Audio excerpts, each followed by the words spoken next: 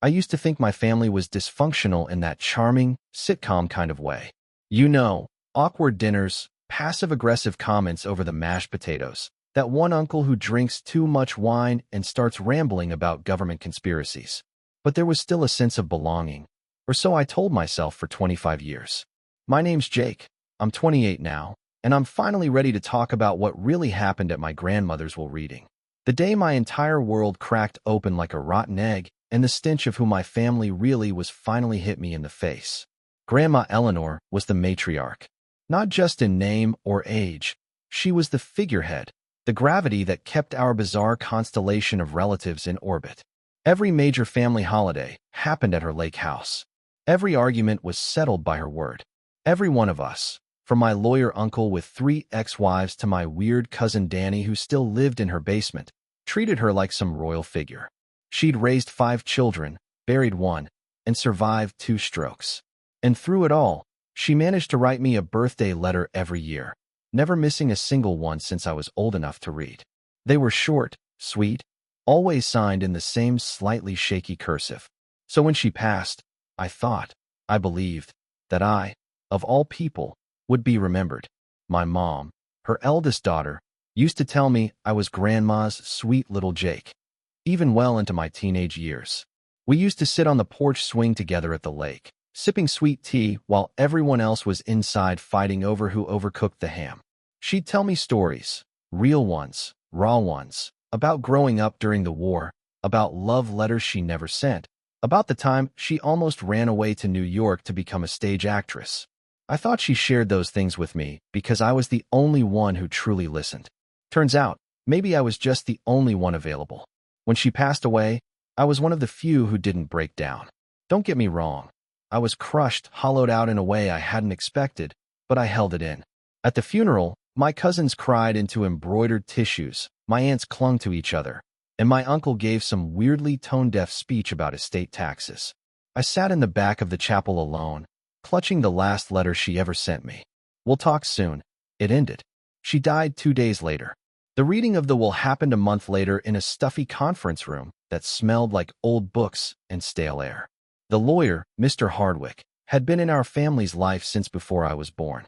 He was the kind of man who wore glasses on a chain and used words like provisions and executor, like he was reading from a Dickens novel.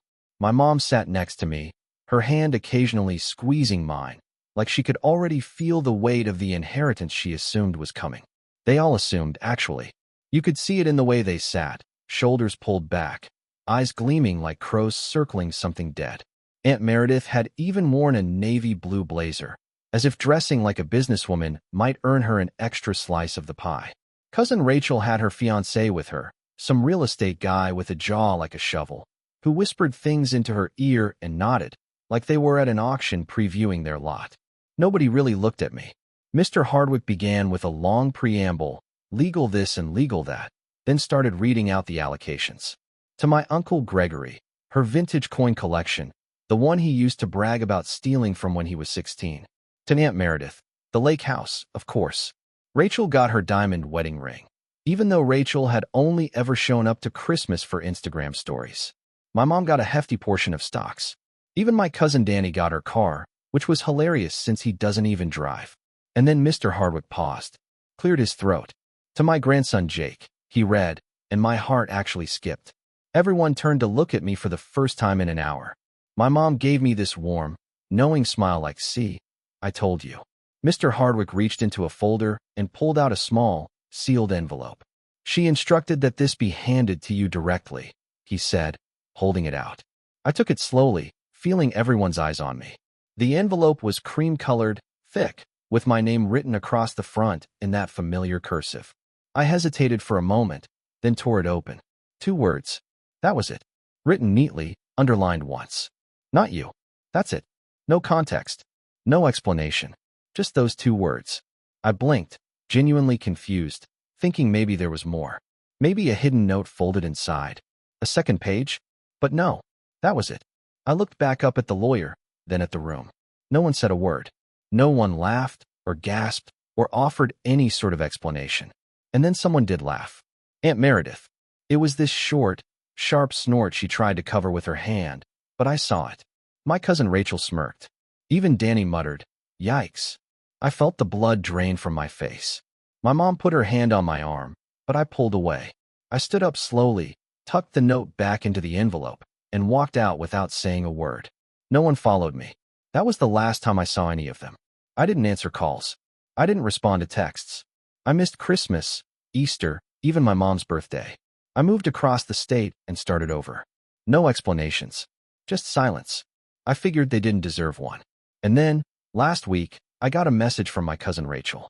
It was short, sharp, and entitled, "Are you seriously not coming to Grandma's one-year memorial? Everyone else is going. You're being selfish." That one message, it dug up everything I'd buried. All the confusion, the pain, the shame, the questions, but mostly the anger. Because now I need to know, why did she write that? Why did the woman I thought loved me leave me with nothing but those words? And if there's one thing my grandmother taught me, it's that if you want answers in this family, you have to dig for them yourself. So that's exactly what I've started doing. And what I've already found might just explain everything and ruin them all. I didn't respond to Rachel's message. Not at first. I stared at it on my phone, my thumb hovering over the keyboard while 100 replies swirled in my head. Some cutting, some sarcastic, some flat-out mean. But in the end, I just locked the screen and tossed the phone across the couch. I wasn't ready. Not for her, not for any of them. But something about that text, it planted a seed.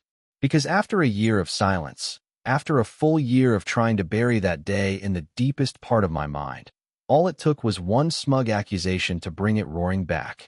I hadn't told anyone what was in the envelope. Not my friends, not even my therapist. I just let them assume it was something private and emotional. I never showed them the words, "Not you." I didn't know how. How do you explain that the woman who used to tuck you in with a soft smile and call you her gentle boy decided, in the final summation of her life, that you didn't even deserve a sentence? Not even a reason. But after that message, I started needing to know why. I needed answers. And more than that, I needed to understand who in that room knew. Because someone did. Maybe multiple someones. That kind of cruelty doesn't happen in a vacuum. I started small. I went back through old photos, old letters. I pulled out every birthday card Grandma had ever sent me. There were 23 of them in a shoebox in my closet, and read them in order like chapters in a book. They were sweet, always thoughtful, always loving. Until I got to the last few. The tone didn't change dramatically, but something was missing. They got shorter, less personal. By my 25th birthday, it was just, "Happy birthday, Jake. Hope it's a great one. Love, Grandma." And that was it. No mention of our porch chats, no inside jokes, no miss you. At the time I hadn't noticed, because I figured, well, people age. She was tired. But now I saw it for what it was, distance. I kept digging. I remembered something from the will reading. How Rachel had smirked when I opened the envelope. It hadn't been surprise. It was recognition. She knew. So I started there. I created a burner account. Yeah, I know it's a little stalkerish, but I didn't care. I followed Rachel on Instagram, Facebook, even LinkedIn, just to see what she'd been posting around the time of Grandma's passing. Buried between wedding dress fittings and #blessed posts, I found a picture she'd posted 6 weeks before the funeral.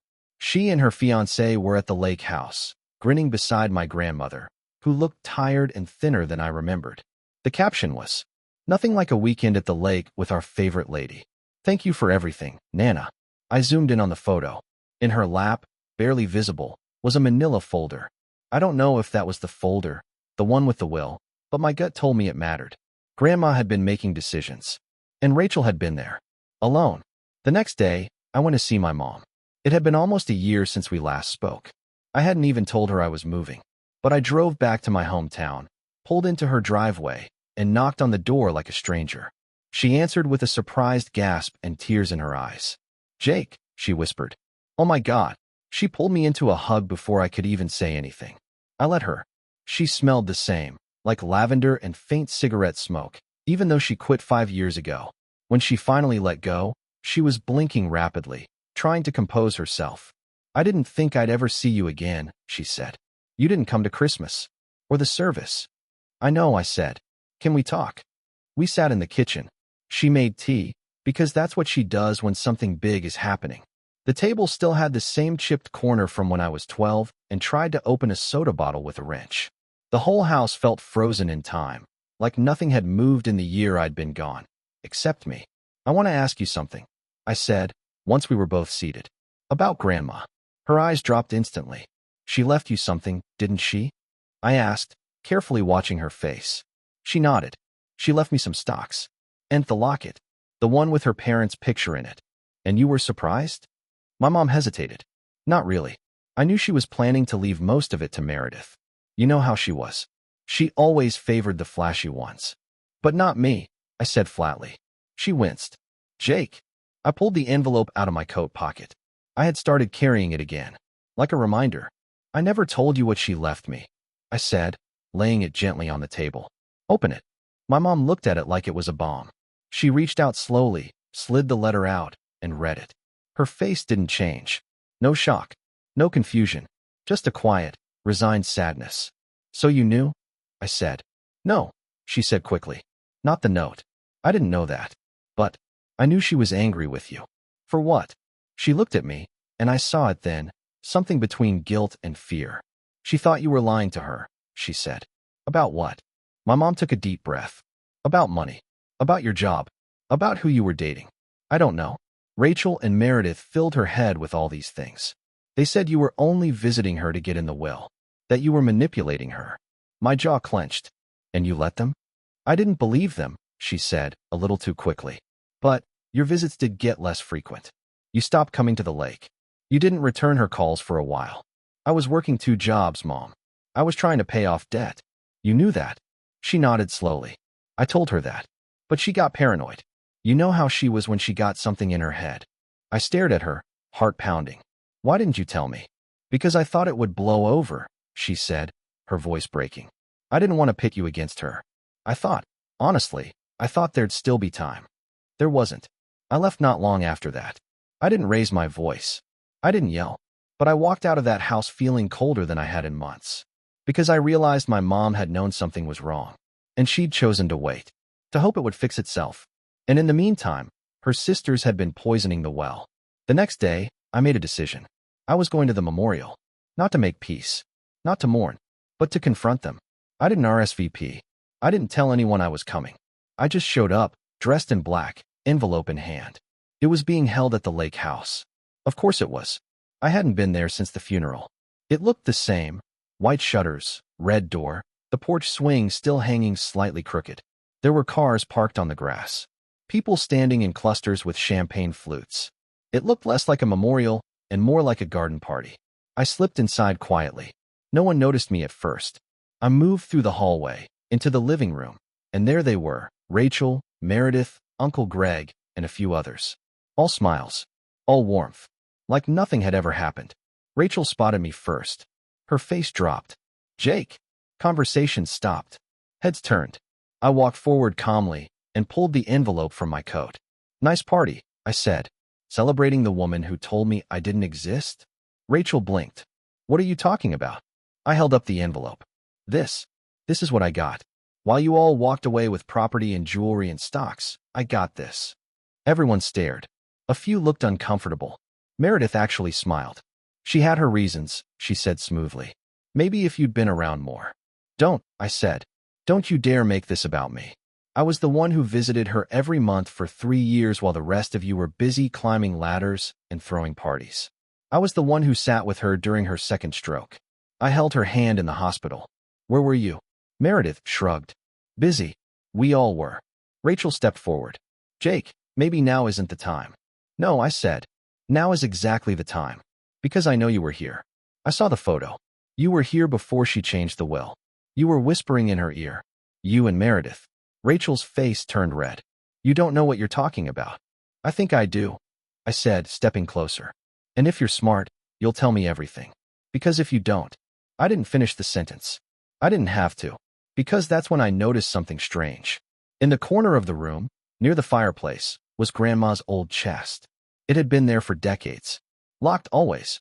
She used to call it her time capsule. Said it held her memories. And suddenly, I knew. I felt that whatever answers I was looking for might be in there. But before I could move toward it, someone said something behind me that made my blood run cold. You shouldn't have come back. I turned. It was Uncle Greg. His arms were crossed, his expression unreadable. And from the way the others suddenly fell silent, I realized something chilling. They were all in on it. I didn't say anything. Not right away. I just looked at Uncle Greg. This man I used to call my favorite uncle when I was a kid, the one who let me ride on his shoulders at 4th of July cookouts, and I waited for him to laugh, to smirk, to blink. But he didn't. He just stared back at me with this cold, detached expression like he was looking through me, not at me. "You shouldn't have come back," he said again, a little softer now, like it wasn't a threat. Like it was advice. A warning. A truth I was supposed to accept. But I'd had enough of people telling me where I belonged. Enough of reading between the lines. Enough of swallowing silence and pretending I wasn't furious. So I did the one thing no one in my family ever seemed to expect me to do. I stayed. I walked past him, slowly, deliberately, and over to Grandma's chest near the fireplace. It looked exactly the same as it did when I was a kid. Deep mahogany wood, tarnished brass hinges, a heavy latch with a small keyhole. She used to tell me it was full of things not meant for children, which only made me more curious, of course. Once, when I was about 12, I tried to pick the lock with a hairpin. I got caught and grounded, but Grandma had smiled a little. "That kind of curiosity will either make you great," she'd said, "or get you killed." Now, I reached for the latch, not even knowing what I was hoping to find. "Don't," Meredith said sharply. I looked over my shoulder. "Why?" "It's private," she said, stepping closer. "It's not for you." "Like the letter?" I asked. She didn't answer. She didn't have to. Rachel crossed the room, grabbed my arm. Not hard, but firm. "Jake, please. You've made your point. Don't turn this into some kind of scene." I looked down at her hand, then back up at her. "You already did." And then I left. I didn't slam the door. I didn't yell. I didn't cry until I got to my car and sat behind the wheel for 20 straight minutes, just trying to breathe. Because in that moment, the final puzzle pieces clicked into place, and the picture was uglier than I'd imagined. They didn't just let Grandma believe lies about me. They built them, watered them, watched them grow like weeds through her mind until whatever love she once had for me was choked out. And somehow, I'd become the villain in a story I didn't even know was being told. That night, I hit bottom. It wasn't some dramatic spiral. I didn't go on a bender or make any reckless decisions. I just shut down. I went back to my apartment, closed the curtains, and laid on my couch in the dark for hours. My phone buzzed once, probably my mom, but I didn't check it. I didn't want sympathy. I didn't want apologies. I didn't even want revenge, not yet. I just wanted to feel like me again, and I didn't know how. The next day, I called in sick to work. And the day after that, and the day after that, I stopped answering texts from my friends. I stopped replying to emails. I didn't even eat much, just nibbled on crackers and drank water like my body was something I didn't recognize anymore. I spent hours pacing around my apartment, picking things up and putting them down. I kept rereading that envelope like maybe, somehow, the words would change. Like maybe they'd rearrange themselves into something softer. But they never did. "Not you. Not you." And that's when the anger came back. Not loud. Not sharp. It was slow, like a fuse burning through wet rope. I didn't scream or punch walls. I just stood in the middle of my living room and whispered to myself, "Okay, fine. You want me out? You got it." But I wasn't going to disappear. Not anymore. That was the moment I decided I'd take it all back. Not the inheritance. I didn't even want the money anymore. I wanted something bigger. I wanted my name back. My dignity. My sense of worth. I wanted to become the kind of person they couldn't lie about without looking ridiculous. So I made a list. It wasn't long, but it was clear. Fix my life. Find the truth. Make them see me again, but on my terms. The first step was the hardest. Fixing my life meant facing the things I'd been ignoring since Grandma's death. I was drowning in quiet. I hadn't really worked out in years. My freelance gigs were inconsistent, and I hadn't done anything creative for myself in forever. So I started small. I made my bed. I opened the windows. I answered a friend's text. Just one.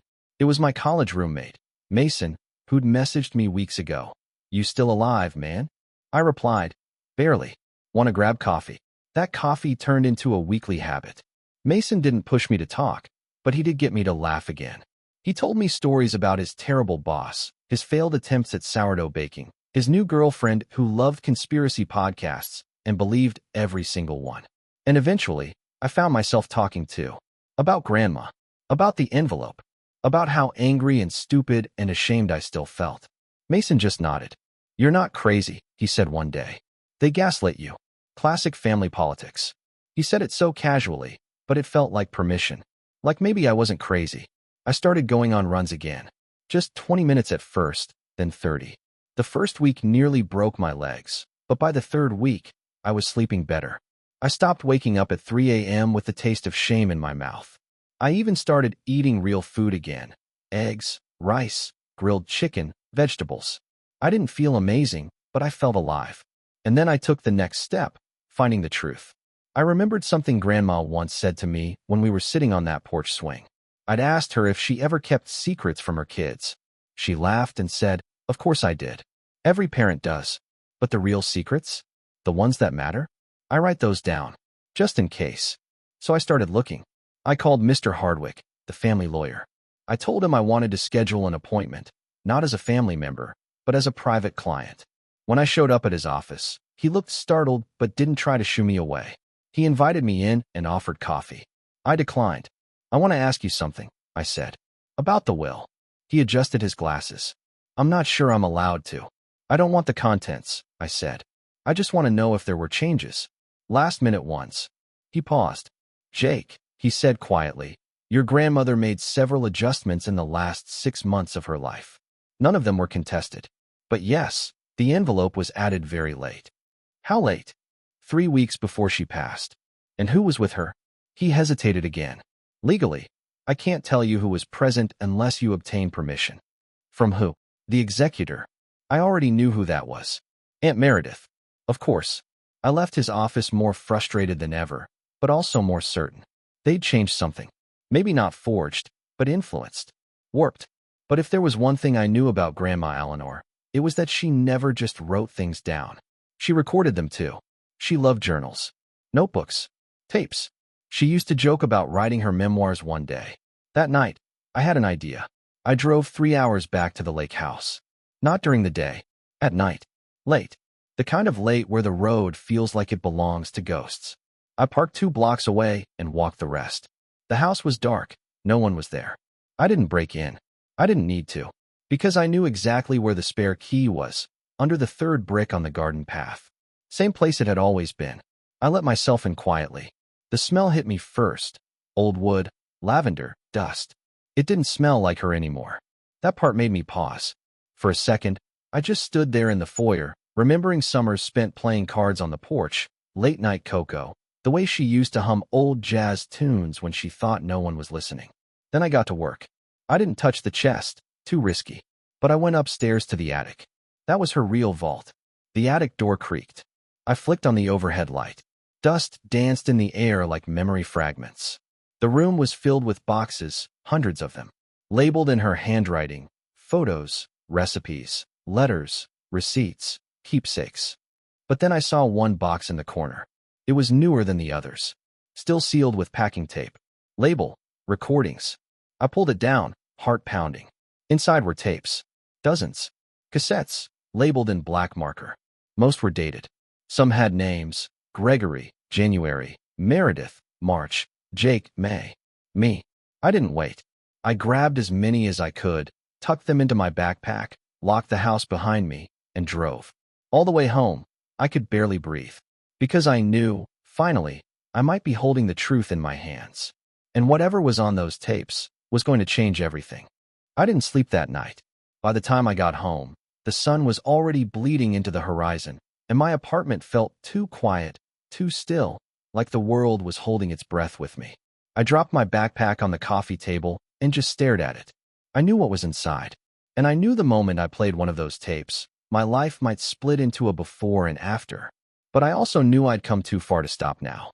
I dug out my old cassette player from the closet. It was dusty, buried under a stack of comic books and forgotten tech. The battery compartment was corroded, but thankfully, the power cord still worked. I plugged it in, sat on the floor like I was 12 again, and pulled out the first tape labeled in Grandma's unmistakable cursive. Jake, May. That was me. The month I'd visited her for her birthday 2 years ago. I remember that weekend like it was yesterday. How she looked thinner, but insisted on making her famous lemon cake anyway. How we sat on the dock in silence for an hour because she said words just made moments smaller. I hadn't thought it was a recording day. I slid the tape into the player and hit play. There was a soft whirring, then a faint click. And then, her voice. This is Eleanor Mayfield. Recording number 27. May 18th. Jake came by today. My heart almost stopped. I told him I didn't want to fuss, but he brought me tea and flowers anyway. He looks tired. I didn't say it, but I see the weight in his eyes. I think he's working too much. He asked about the old porch swing. Said it creaks louder now. I told him things creak more when you love them. She laughed, soft, warm, the way I remembered. Sometimes I worry he feels like he has to prove something to me, that he thinks I'm keeping score. I'm not. I just want him to know I see him. I see him. I paused the tape, my throat suddenly tight. I had to sit still for a minute and just breathe. This wasn't a woman who hated me. This wasn't someone who'd write, "Not you," without coercion. This was love. This was clarity. I played the rest. It was short, mostly reflections. She mentioned Mom. Asked herself aloud if Meredith ever really forgave her for giving Greg the coin collection.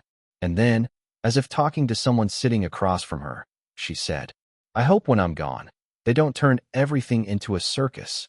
She had no idea. The next few tapes were older, scratchier, but each one gave me something new. Gregory, January. Greg thinks I don't know about the second mortgage. But I do. He's always been slippery when it comes to money. Rachel, March. She brought that fiancé again. I still don't trust him. Too slick. Said something strange when I left the room. Something about getting things in order before the new will. Meredith, April.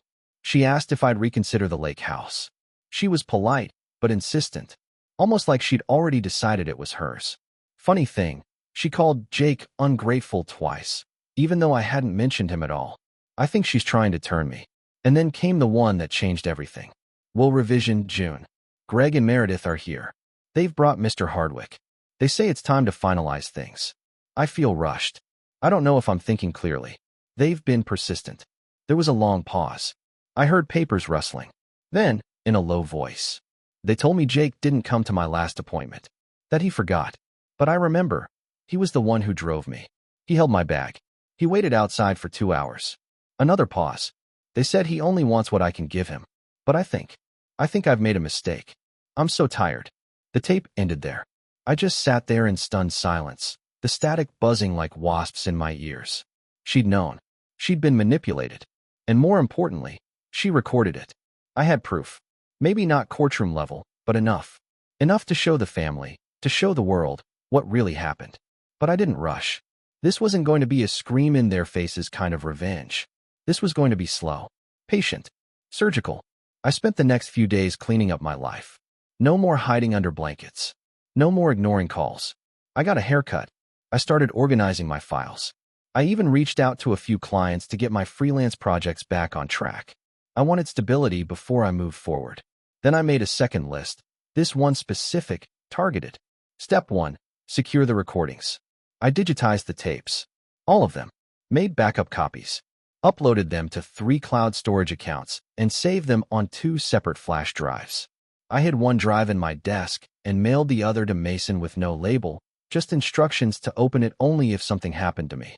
Paranoid? Maybe. But I wasn't taking chances. Step 2. Legal advice. I wasn't naive enough to think I could sue my family and win. But I needed to know my options. So I met with a lawyer, Maria Jennings, a sharp, no-nonsense estate law attorney I found through a friend of a friend. I didn't tell her everything at first, just gave her the gist.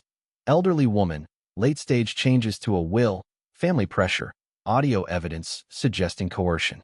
She leaned forward, interested. "You'd be surprised how often I hear this," she said. "What kind of evidence?" I pulled out a transcript I'd typed up from the most damning tape. She read it twice, eyebrows rising. "This could absolutely be challenged," she said. "It won't be easy, and the fact that it's posthumous makes it harder. But if you want to pursue it, I'd start gathering more emails, texts, anything that shows motive or manipulation." That gave me an idea. Step 3. Bait the snakes. I logged back into my burner account and messaged Rachel.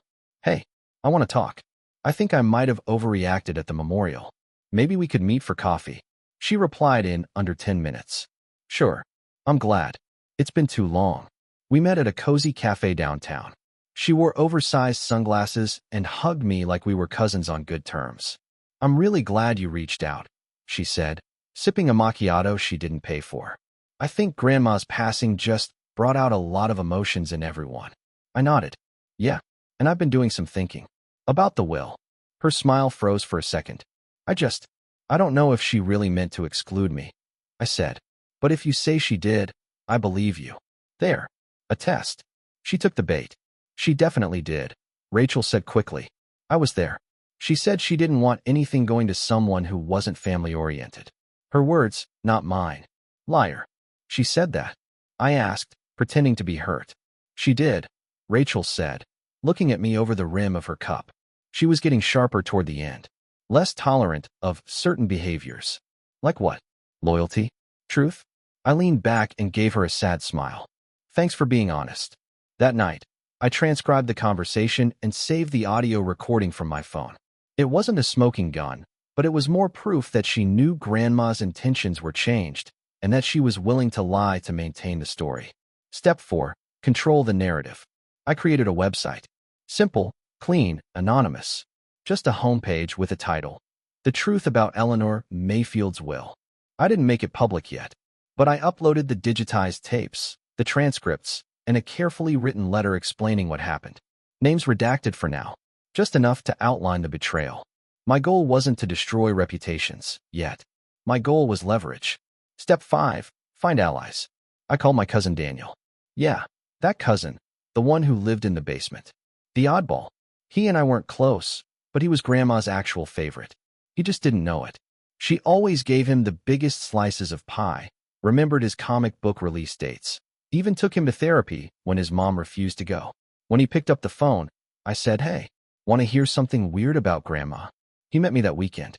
I showed him the recordings. He listened to 3 tapes in complete silence, then looked up with wide eyes. "They lied," he said. "They all lied." I nodded. "I need your help." He didn't even hesitate. And just like that, I had my first ally. We made a plan. A good one. And it starts next week. They think they've buried the past. They have no idea what's about to come crawling out of the dirt. The funny thing about revenge is that people expect it to be loud, explosive, a scream in a quiet room.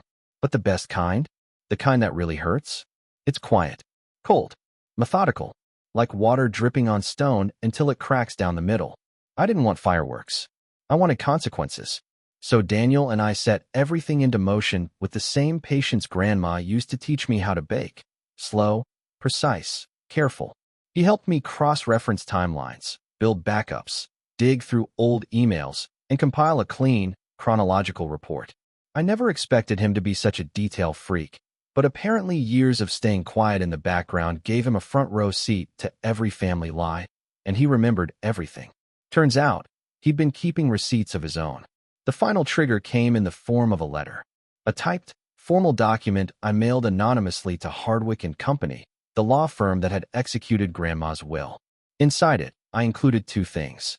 A notarized affidavit claiming I had reason to believe Eleanor Mayfield's will had been altered under coercion and misinformation. A private URL leading to my hidden website. I knew Mr. Hardwick well enough to know he was old school. He wouldn't ignore that. 3 days later, I got an email from my attorney, Maria Jennings. "They've reached out, asking to discuss matters privately," which is code for "We know you're right, but let's clean this up quietly." She smiled when we met in her office. "You played this smart, Jake. No empty threats, no public tantrums. Just evidence." "Thanks," I said. "But I'm not done. Because I didn't just want to reverse the will. I wanted them to feel what I felt, publicly. That sick feeling in your gut when you realize everyone's looking at you and no one's clapping. The memorial rededication was my chance. After I leaked the site to Mr. Hardwick, I sent the link to exactly one more person. Pastor Lyle, the man officiating the planned 1-year memorial remembrance service that Meredith and Rachel were organizing at Grandma's old church. The same church where she'd been married, baptized her kids, and taught Sunday school for 30 years. Pastor Lyle had known me since I was 7. He once caught me trying to sneak Oreos from the church kitchen and let me off with a wink. When he saw the tapes, the transcripts, and the full timeline, he called me directly. "Jake," he said, "I'm heartbroken. I always suspected something was wrong with how things were handled, but I never imagined this." He paused. I'd like to say a few words during the memorial. Is that all right? I gave him permission. And then I made the final move. The family newsletter. Meredith had this habit. Every quarter, she'd send out a massive family email with updates, reflections, prayer requests, and lots of thinly veiled self-congratulations. She CC'd everyone, always forgot to BCC, and loved to add, "Feel free to forward this to any relatives I missed." So Daniel and I did just that.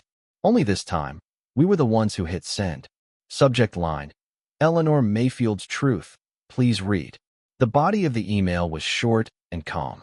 After careful review and legal consultation, we've come into possession of recordings and documents that suggest Eleanor Mayfield's final will was influenced under false pretenses. We believe she was intentionally misled about key family relationships by certain individuals who stood to benefit financially. To honor her memory, we are making this information available to all relatives. We encourage you to listen to her own words. With respect, Jake and Daniel Mayfield. Then we sat back and waited. The next 48 hours were glorious. It started with the phone calls. I got 13 the first day. Not from Rachel, not from Meredith, not from Greg, but from cousins, second cousins, in-laws. People I hadn't spoken to in years. People I barely remembered. One message stuck with me. "Jake, I just listened to the tapes.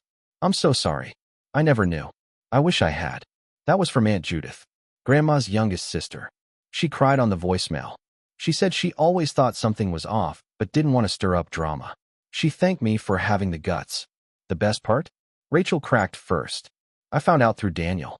He'd been quietly watching her social media. One night, her fiancé posted a story from a bar with the caption, "Some people will throw you under the bus and still expect you to drive them home." The next day, Rachel deleted every single photo that had anything to do with Grandma. A week later, she posted a vague quote on Instagram. "Accountability isn't cruelty." Her comments were flooded. "Is this about Jake? Girl, we heard the tapes. You owe someone an apology." She turned her account private the same day. Then came Meredith. That took longer. She ignored everything at first. She tried to spin it, claimed the recordings were edited, that Grandma was confused in her final months. But it didn't stick. Too many people had heard her calm, steady voice. Too many heard her remember that I'd driven her to appointments. Too many heard her question Meredith's sudden push for legal changes. The worst part for Meredith? Hardwick and Company dropped her. They released a formal statement saying they were reviewing new information and that they had no further comment. I heard from Maria that the firm was considering voiding the amendment to the will altogether. If they did, everything Grandma had originally intended, including my portion, would be reinstated. Not because I fought for money, but because I fought for truth. And that leads me to the final piece. The memorial. I almost didn't go. I didn't want to cause a scene. But Pastor Lau convinced me. So I went. Sat quietly in the back row, dressed in a dark suit, envelope in my coat pocket. Not the "not you" one. I'd burn that. This one held the full transcription of Grandma's kindest tape. The one where she said, "I see him. I just want him to know I see him." The service was short, beautiful, filled with hymns, soft piano, old stories. And then Pastor Lau stood and cleared his throat. "Before we close today," he said, "I'd like to read something. Not my own words. Eleanor's." The room went silent. And he read it, word for word. Her voice, her truth. No accusations, no names, just the facts. Her love for me, her doubts, her slow realization that she might have been misled. The air grew heavy. People shifted uncomfortably. Some cried. Some stared straight ahead. When it was over, he folded the paper and placed it on the pulpit. "She left this not just for Jake," he said softly, "but for all of us. To remember her not just by what we got from her, but by what she gave. Her stories, her trust, her honesty." And then, without saying a word, Meredith stood up and left. No one followed. Afterward, people came up to me. Some hugged me. Some apologized. Some just looked away. I didn't need their approval. I didn't need validation. Because I'd already won. Not with rage. Not with a lawsuit. With the truth. And now, every time I go back to the lake house, because yes, the will is being amended, and the house will be mine once probate clears, I sit on the old porch swing and listen to the breeze. Sometimes, I play her recordings like she's still here, sipping sweet tea beside me. And every time I hear her say, "I see him," I smile. Because now, the whole world does too. I wasn't written out. I was just waiting for the right moment to write myself back in.